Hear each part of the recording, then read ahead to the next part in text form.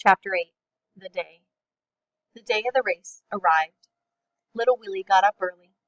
He couldn't see out of his right eye. It was swollen shut.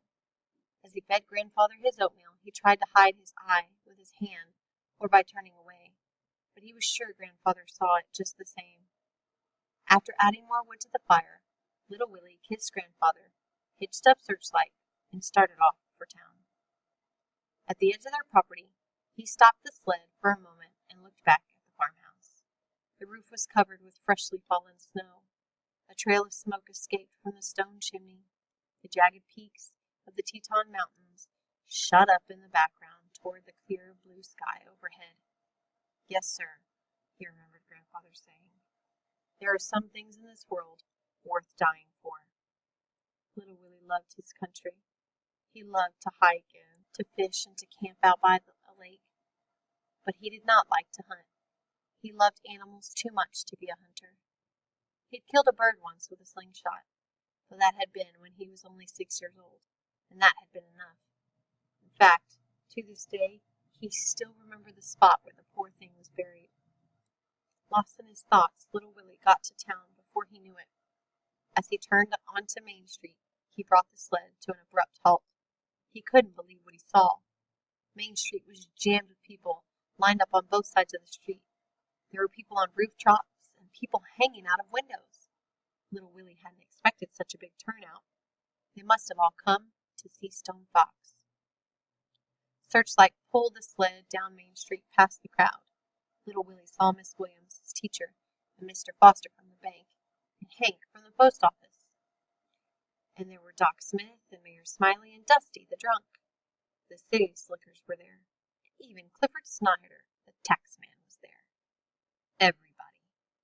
Lester came out of the crowd and walked alongside Little Willie for a while. It was one of the few times Little Willie had ever seen Lester without his white apron. "You can do it, Willie. You can beat him," Lester kept saying over and over again.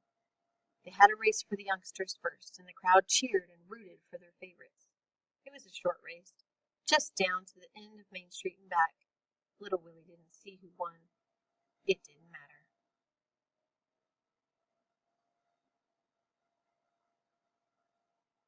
And then it was time. The old church clock showed a few minutes before 10 as the contestants positioned themselves directly beneath the long banner that stretched across the street. They stood 9 abreast. Stone Fox in the middle, Little Willie right next to him.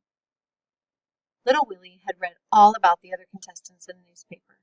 They were all well-known mountain men with good racing records and excellent dog teams. But even so, all bets were on Stone Fox. The odds were as high as 100 to 1 that he'd win. Not 1 cent had been bet on Little Willie and Searchlight. "What happened to Little Willie's eye?" Doc Smith asked Lester. "Bumped it this morning when he got up," he told me. "Just nervous. Got a right to be." Lester was chewing on his hand. His eyes glued on Stone Fox. "Big Indian," he whispered to himself. Although Little Willie's eye was black, puffy, and swollen shut, he still felt like a winner. He was smiling. Searchlight knew the route as well as he did, so it really didn't matter if he could see at all. They were going to win today, and that was final. Both of them knew it. Stone Fox looked bigger than ever standing next to Little Willie. In fact, the top of Little Willie's head was dead even with Stone Fox's waist. "Morning, Mr. Stone Fox," Little Willie said, looking practically straight up. "Sure is a nice day for a race." Stone Fox must have heard Little Willie, but he did not look at him. His face was frozen like ice, and his eyes seemed to lack that sparkle Little Willie remembered seeing before. The crowd became silent as Mayor Smiley stepped out into the street. Miss Williams clenched her hands together until her knuckles turned white. Lester's mouth hung open, his lips wet. Mr. Foster began chewing his cigar. Hank stared without blinking. Doc Smith held her head up proudly. Dusty took a powerful swig from a whiskey bottle.